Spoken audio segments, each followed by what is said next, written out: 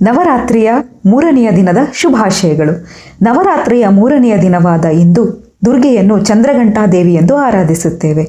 ಯಾರು ಈ ಚಂದ್ರಘಂಟ ಕುರಿತಾದ ಕಥೆ ಏನು, ಈ ದಿನದ ವಿಶೇಷವಾದ ಬಣ್ಣ ಯಾವುದು ಹಾಗೂ ಚಂದ್ರಘಂಟಾ ದೇವಿಯನ್ನು ಆರಾಧಿಸುವ ದೇವಸ್ಥಾನ ಭಾರತದಾದ್ಯಂತ ಎಲ್ಲಿವೆ ಎಂದು ಇಂದಿನ ಸಂಚಿಕೆಯಲ್ಲಿ ತಿಳಿದುಕೊಳ್ಳೋಣ. ತನ್ನ ತಪಸ್ಸಿನ ಫಲವಾಗಿ ಪಾರ್ವತಿ ಶಿವನನ್ನ ಮದುವೆಯಾಗುತ್ತಾಳೆ.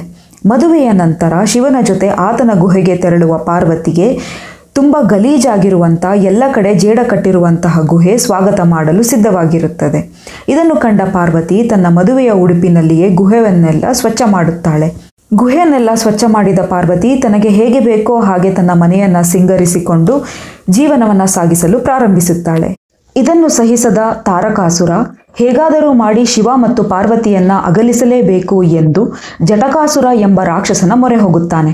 ಜಟಕಾಸುರ ಬಾವಲಿಗಳ ರಾಕ್ಷಸನಾಗಿರುತ್ತಾನೆ. ತಾರಕಾಸುರನ ಮಾತು ಕೇಳಿದ ಜಟಕಾಸುರ ಪಾರ್ವತಿಯನ್ನ ಆಕ್ರಮಿಸಲು ತನ್ನ ಸೇನೆಯೊಂದಿಗೆ ಕೈಲಾಸ ಪರ್ವತದತ್ತ ಸಾಗುತ್ತಾನೆ. ಇದಾವುದನ್ನು ಅರಿಯದ ಪಾರ್ವತಿ ತನ್ನ ದಿನನಿತ್ಯದ ಕೆಲಸದಲ್ಲಿ ತೊಡಗಿರುತ್ತಾಳೆ.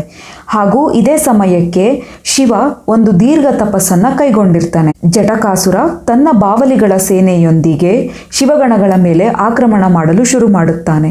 ಇದನ್ನು ಕೇಳಿದ ಪಾರ್ವತಿಗೆ ಬಹಳ ಹೆದರಿಕೆಯಾಗುತ್ತದೆ. ಹೇಗಾದರೂ ಮಾಡಿ ಸಹಾಯ ಮಾಡುವಂತೆ ನಂದಿಯ ಬಳಿ ಹೋಗಿ ಕೇಳಿಕೊಳ್ಳಲು ಪಾರ್ವತಿ ಯೋಚಿಸುತ್ತಾಳೆ. ಆದರೆ ಕೈಲಾಸ ಪರ್ವತದಲ್ಲೆಲ್ಲ ಹುಡುಕಿದಾಗ ನಂದಿ ಎಲ್ಲೂ ಸಿಗೋದಿಲ್ಲ. ಇದರಿಂದ ಪಾರ್ವತಿ ಇನ್ನೂ ಹೆದರುತ್ತಾಳೆ. ಇದರ ಜೊತೆಗೆ ಎಲ್ಲ ಶಿವಗಣಗಳು ಬಂದು ಪಾರ್ವತಿಯನ್ನು ಕಾಪಾಡಿಕೊಳ್ಳುವಂತೆ ಬೇಡಿಕೊಳ್ಳುತ್ತಾರೆ.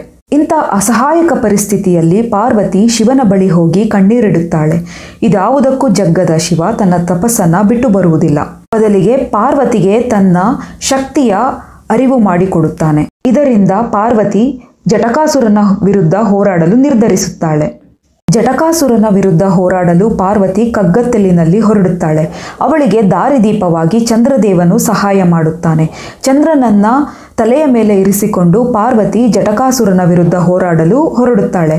ಅವಳಿಗೆ ಸಹಾಯವಾಗಿ ತೋಳಗಳ ಗುಂಪೊಂದು ಮುಂದೆ ಬರುತ್ತದೆ. ಎಲ್ಲ ಹುಲಿಗಳು ಬಾವಲಿಗಳ ಮೇಲೆ ಆಕ್ರಮಿಸಿದರೆ ಪಾರ್ವತಿ ಜಟಕಾಸುರನ ಮೇಲೆ ಆಕ್ರಮಿಸುತ್ತಾಳೆ.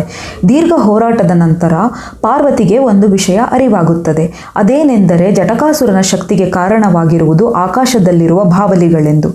ಈ ಬಾವಲಿಗಳನ್ನು ಹೇಗಾದರೂ ಮಾಡಿ ಓಡಿಸಲೇಬೇಕು ಎಂದು ನಿರ್ಧರಿಸಿದ ಪಾರ್ವತಿ ಗಂಟೆಯೊಂದನ್ನು ತಂದು ಜೋರಾಗಿ ಬಾರಿಸುತ್ತಾಳೆ.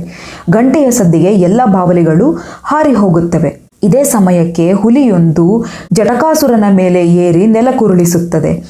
ಇದೇ ಸಮಯಕ್ಕೆ ಪಾರ್ವತಿ ಗಂಟೆಯನ್ನು ತೆಗೆದು ಜಟಕಾಸುರನ ತಲೆಯ ಮೇಲೆ ಹೊಡೆದು ತನ್ನ ತ್ರಿಶೂಲ ಹಾಗೂ ಕತ್ತಿಯ ಸಹಾಯದಿಂದ ಜಟಕಾಸುರನ ಎದೆಗೆ ಇರಿದು ತನ್ನ ರೆಕ್ಕೆಗಳನ್ನು ಕತ್ತರಿಸಿ ವಧೆ ಮಾಡುತ್ತಾಳೆ. ತಲೆಯ ಮೇಲೆ ಚಂದ್ರನನ್ನ ಹೊತ್ತು ಹುಲಿಯ ಮೇಲೆ ಕೂತಿರುವ ಪಾರ್ವತಿಯನ್ನು ಕಂಡ ಬ್ರಹ್ಮದೇವ ಅವಳನ್ನು ಚಂದ್ರಘಂಟಾ ಎಂದು ನಾಮಕರಿಸುತ್ತಾನೆ. ಚಂದ್ರಘಂಟಾ ದೇವಿಗೆ 10 ಕೈಗಳಿವೆ.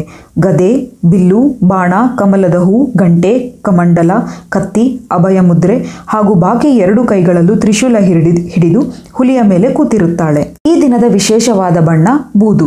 ಅಗಾಧತೆಯನ್ನು ಮತ್ತು ಸವಾಲುಗಳನ್ನು ಎದುರಿಸುವ ವಿಶೇಷವಾದ ಶಕ್ತಿಯನ್ನು ಸೂಚಿಸುತ್ತದೆ.